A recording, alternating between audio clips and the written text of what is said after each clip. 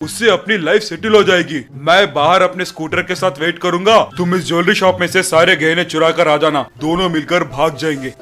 चोरी मैं करूँ तो भागने का प्लान तुम करोगे क्या गुरु? ठीक है कहकर अगले दिन शिष्य एक ज्वेलरी शॉप में चोरी करके एक बड़े से थैली में गहने डालकर उसके साथ बाहर आया और वो दोनों खटारा स्कूटर पर भागने लगे, लंबू ड्राइव करते हुए। रे शिष्य, अच्छे वक्त पर चोरी की हो रे।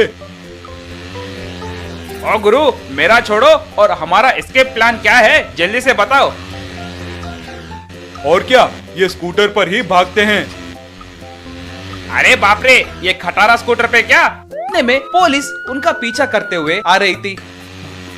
ओ गुरु, पुलिस अपना पीछा कर रहा है, इस स्कूटर पर बहुत दूर नहीं जा सकते, चलो दूसरा कोई गाड़ी ढूंढते हैं और मिलकर उस पर भागते हैं। अच्छा आइडिया है रे। कहकर पास में साइंटिस्ट के लैब के गैरेज में जो स्कूटर दिखा, वो स्कूटर को दोनों ने चुराया और उनके पुराने स्कूटर को वहीं छोड़कर वो साइंटिस्ट के बनाए हुए स्कूटर पर भागने लगे। फिर भी वो पुलिस उनका पीछा नहीं छोड़ रही थी। ओ गुरु, और तेज और तेज। लंबू तब एक्सेलरेटर जोर से रेस करने लगा। एकदम से वो स्कूटर रुककर पीछे जाने लगी। ये क्या गुरु, ये पीछे जा रहा है, आगे चलिए आगे चलिए।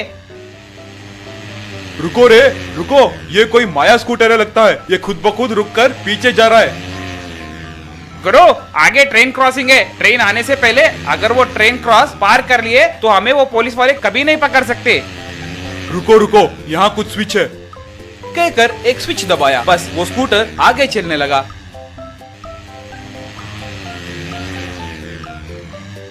ट्रेन क्रॉसिंग करते वक्त अनहोनी में लंबू दूसरा स्विच को दबाया, बस वो स्कूटर दो में बट गया। ट्रेन के एक तरफ लंबू, दूसरी तरफ उसका शिष्य रह गए। ये क्या गुरु, स्कूटर दो में बट गया है? पता नहीं रे, ये कोई जादू लगता है, रुको अभी आ रहा हूँ। इतने में ट्रेन आया, शिष्य वहाँ से हिल नहीं पाया, लंबू भी वहाँ से हिल नहीं पाया।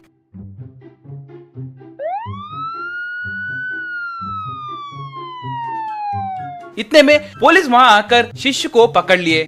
ट्रेन क्रॉसिंग होने के बाद लंबू कहीं नहीं जा सका, तब पुलिस लंबू को भी पकड़कर दोनों को जेल में डाले। पास एक डीजे ट्रक था, इसलिए सब उसे डीजे टिल्लू कहकर बुलाते थे। गांव में एक भी ऐसा फंक्शन नहीं था जहां टिल्लू का डीजे ना बजा हो। टिल्लू के बजाय गाने सुनते ही लोग ऐसे नाचते थे कि जैसे माता चिड़ी हो।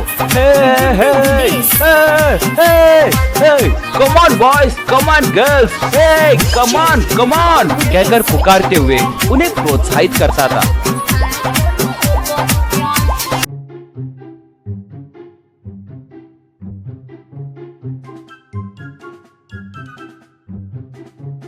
उसके दोस्त का नाम हेमंत था। वो डीजे टिल्लू को देखकर बहुत जलता था। लोग जब डीजे टिल्लू की प्रशंसा करते थे तो उसे बहुत गुस्सा आता था। डीजे टिल्लू फंक्शन मनाने वाले लोग जितने पैसे देते तो वो उतने पैसे लेता था, मगर ज्यादा पैसे चाहिए कहकर डिमांड नहीं करता था। फिर भी लोग उसे बहुत सारा टिप देते थे। वो देखकर हेमंत, इसका काम अच्छा है, वैसे इसकी महानता क्या है? किसी दूसरे के गाए हुए गाने ये सिर्फ बजाता रहता है बस, फिर भी लोग इसे इतना पसंद क्यों करते हैं और ऊपर से पैसे भी देते हैं। इस डीजे बजाने में इसका हुनर क्या है? किसी ना किसी दिन इसे जरूर सबक सिखाऊंगा मैं कहकर सोचता था। एक बार टिल्लू अपने दोस्त के बहन के शादी में डीजे बजाने लगा।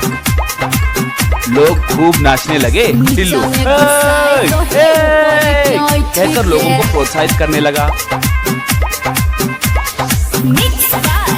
बाद में जब उसका दोस्त उसे पैसे देने लगा तो, नहीं यार, तुम मुझे उस पुराने ट्रक को देने की वजह से ही मैं आज डीजे सेटअप लगा पाया हूँ। तुम्हारा एहसान मैं कभी नहीं भूलूंगा। तेरी बहन मेरी बहन है रे, कोई बहन के शादी के लिए पैसे लेगा क्या? वो सुनकर लोग तालियां मारने लगे। ये देखकर हेमंत को बहुत गुस्सा आया। एक दिन हेमंत किसी काम से एक साइंटिस्ट के घर गया। वहाँ उसने देखा कि वो साइंटिस्ट एक टॉर्च लाइट को एक बड़े से बॉल पे डाला, बस वो बड़ी बॉल एक छोटे से बॉल में बदल जाती है। वो देखकर हेमंत दंग हो जाता है। तब उसे एक उपाय सूझी। वो तुरंत जाकर उस टॉर्च लाइट को चुरा कर लाया। उसे लाकर डीजे टिल्लू के घर के सामने मौजूद ट्रक पे डालता है। बस वो ट्रक एक मिनी ट्रक में बदल जाता है।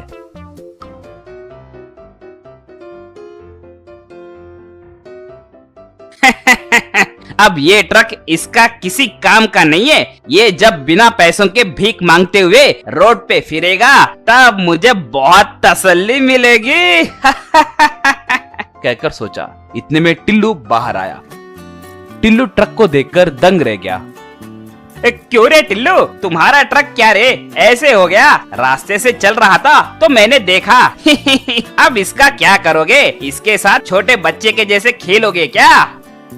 मुझे भी वही समझ में नहीं आ रहा है रे। ये ऐसे क्यों हुआ मैं समझ नहीं पा रहा हूँ। वैसे जो कुछ हुआ वो अपने अच्छे के लिए ही हुआ कहकर सोचे तो हम खुश रहेंगे। आगे आगे देखेंगे कि होता है क्या। यूँ कहते ही वहाँ पर दो बौने लोग आए। श्रीमान डीजे टिल्लू जी, आपके बजाने वाले गाने हमारे जंगल तक सुनाई देते हैं। वहाँ पर भी आपके बहुत सारे फैंस हैं। हमारे महाराज जी युवराज की शादी के लिए आप डीजे बजाएंगे कि नहीं ये पता करने के लिए हमें भेजे, मगर हम लोग आपके जैसे बड़ी बड़ी आवाजें सुन नहीं सकते। उतने बड़े आवाज आए तो हमारा सर फट जाएगा, इसलिए कोई कम आवाज आने वाला डीजे है तो बजाइए प्लीज। आपको कुछ तकलीफ ना हो जैसे मैं डीजे बजाऊंगा। चलिए चलते हैं। रे हेमंत मेरे साथ आओ रे प्लीज। ऐसे टिल्लू मिनी ट्रक लेकर निकला। वहाँ युवराज की शादी में मिनी डीजे बजाने लगा तो वो बौने लोग नाचते हुए बहुत खुश हुए। हे, हे, हे।